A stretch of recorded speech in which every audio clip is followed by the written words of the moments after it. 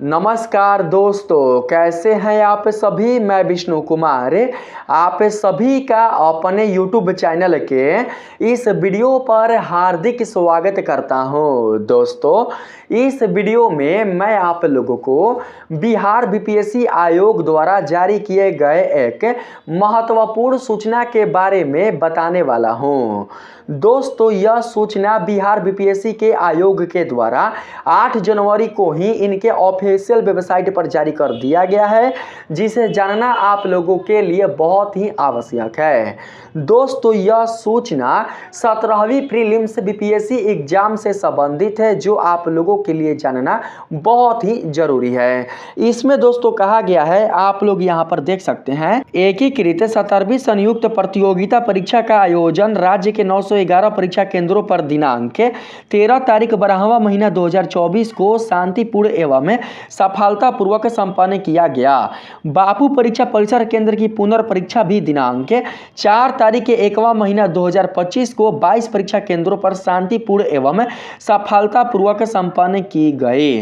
दोस्तों, बीपीएससी आयोग का यह कहना है कि 13 दिसंबर को आप लोगों का जो बीपीएससी का एग्जाम हुआ था वो बिहार के 912 परीक्षा केंद्रों पर हुआ था।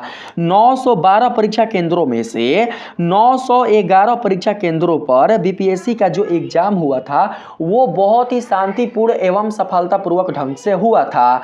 लेकिन अगर हम बात करें एक परीक्षा केंद्र बापू परीक्षा केंद्र का, तो दोस्तों वहां पर जो एग्जाम हुआ था 13 दिसंबर को, वो बिल्कुल भी शांतिपूर्ण एवं सफलतापूर्वक ढंग से नहीं हो पाया था, क्योंकि वहां के जो बच्चे थे, वहां के जो अभ्यर्थी थे, वो बीपीएससी द्वारा लिए गए एग्जाम से बिल्कुल भी संतुष्ट नहीं थे।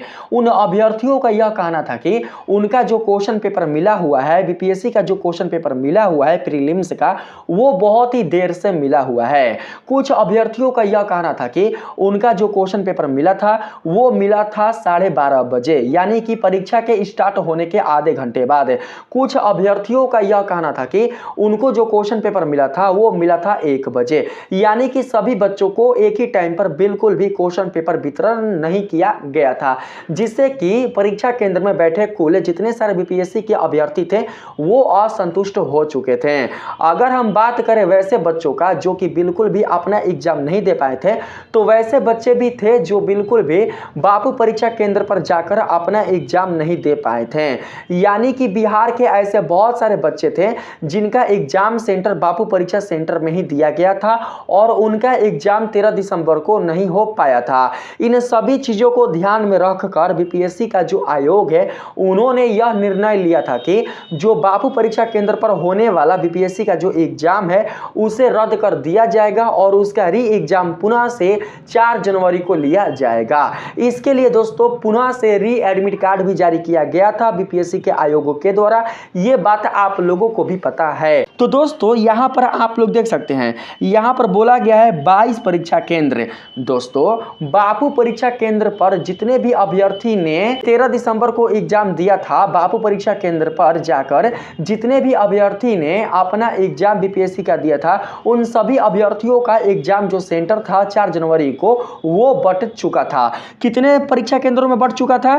तो 22 परीक्षा केंद्रों में बट चुका था। ठीक है दोस्तों, आप लोगों का जो आंसर की है, आप लोगों को कहने का मतलब ये हुआ कि 13 दिसंबर को जिन अभ्यर्थियों ने एग्जाम दिया था और 4 जनवरी को जिन अभ्यर्थियों ने एग्जाम दिया था, उन सभी अभ्यर्थियों का जो आंसर की है 17वीं प्रीलिम्स बीपीएससी एग्जाम का जो आंसर की है, वो बीपीएससी आयोग द्वारा जारी कर दिया गया है, जिसे आप लोग दोस्तों उनके ऑफिशियल वेबसाइट पर जाकर देख सकते हैं और आप लोग मिला सकते हैं कि आपका जो आंसर है वो सही है कि नहीं।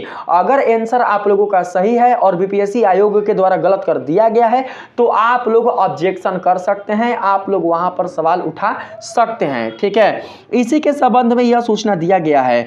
यहां पर कहा गया है, दोनों प्रश्न पत्रों की अंतरिम आंसर की प्रदर्शित करते हुए अभ्यर्थियों से दावा यानी कि आपत्ति की मांग दिनांक 16 तारीख 1वां महीना 2025 16 जनवरी तक तय की गई है। 16 जनवरी तक आप लोग ऑब्जेक्शन कर सकते हैं अगर किसी प्रश्न में आप लोगों को आपत्ति है तो। सभी अभ्यर्थियों का, चाहे वो अभ्यर्थी 13 दिसंबर को एग्जाम देने वाले हो, चाहे वो अभ्यर्थी 4 जनवरी को एग्जाम देने वाले हों, सभी अभ्यर्थी ही अपने प्रश्न के आंसर के लिए ऑब्जेक्शन कर सकते हैं और साथ ही दोस्तों अपने प्रश्न के लिए भी ऑब्जेक्शन कर सकते हैं। 13 दिसंबर को जो एग्जाम हुआ था और उसका जो क्वेश्चन पेपर था, उस क्वेश्चन पेपर में ऐसे भी क्वेश्चन आए थे जिसका दोस्तों जो प्रश्न का कथन था वो गलत था। यानी कि बहुत सारे ऐसे टीचर है, बहुत सारे ऐसे अभ्यर्थी हैं जिन्होंने यह कहा है कि जो 13 दिसंबर को एग्जाम हुआ था और हमें जो क्वेश्चन पेपर मिला था, उस क्वेश्चन पेपर में कुछ ऐसे प्रश्न थे जो बिल्कुल भी शुद्ध और सार्थक नहीं थे। यानी कि प्रश्न का जो आशय है वो हमें बिल्कुल भी समझ में नहीं आ रहा था। लेकिन अगर हम बात करें 4 जनवरी को होने वाले एग्जाम का, तो दोस्तों 4 जनवरी को जो एग्जाम हुआ था और 4 जनवरी को आप लोगों को जो प्रश्न पत्र दिया गया था बीपीएससी का, उसमें बहुत सारे ऐसे प्रश्न हैं दोस्तों जो कि बिल्कुल भी सही नहीं है, उनका जो कथन है वो गलत है। अगर दोस्तों आपने गलत प्रश्न का अगर आंसर दिया है और प्रश्न गलत है तो उसका आंसर दोस्तों बीपीएससी के आयोग के द्वारा दिया जाएगा। यानी कि उस प्रश्न का जो आंसर है वो बिल्कुल भी दोस्तों गलत नहीं माना जाएगा अगर आपने उसका जवाब दिया है तो। अगर आपका प्रश्न दोस्तों गलत है बीपीएससी आयोगों के द्वारा और आपने उस प्रश्न का आंसर दिया है, तो उस प्रश्न का आंसर का जो नंबर होगा, जो मान होगा, वो बीपीएससी आयोग के द्वारा दिया जाएगा। वो बिल्कुल भी आप लोगों का जो नंबर होगा वो बिल्कुल भी काटा नहीं जाएगा। अगर आपने उस प्रश्न को छोड़ दिया है, उस प्रश्न का जब आपने जवाब ही नहीं दिया है, तो दोस्तों उसका भी आपका जो नंबर होगा वो बिल्कुल भी नहीं मिलेगा। ठीक है, देखिए यहाँ पर है दोस्तों आगे, विषय विशेषज्ञों की समिति द्वारा अभ्यर्थियों के दावा आपत्ति के निष्पादन के बाद निर्धारित प्रक्रिया अनुसार अंतिम आदर्श कुंजी, यानी कि फाइनल जो आंसर की है उसकी यहां पर बात हो रही है।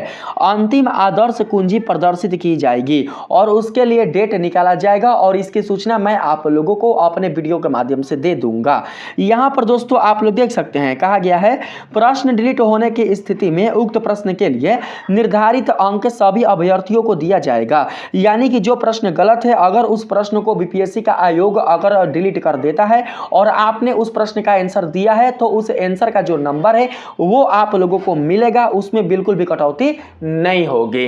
तो दोस्तों ये सारा चीज मैंने आप लोगों को बता दिया है। 16 जनवरी तक आप लोग अपना ऑब्जेक्शन कर सकते हैं, तो जल्दी से जाकर दोस्तों आप लोग मिलान कर लीजिए कि आपका कौन कौन सा दोस्तों आंसर सही है और कौन कौन सा आंसर सही नहीं है। अगर जो बच्चे ये सोच रहे हैं कि हमें बिल्कुल भी नहीं मिल रहा है कि हम कैसे आंसर की को देखें, तो आप लोगों के लिए मैं एक और वीडियो बना दूंगा, उसमें मैं आप लोगों को बता दूंगा कि कैसे आप लोग अपना आंसर की देख सकते हैं और अपना ऑब्जेक्शन कर सकते हैं।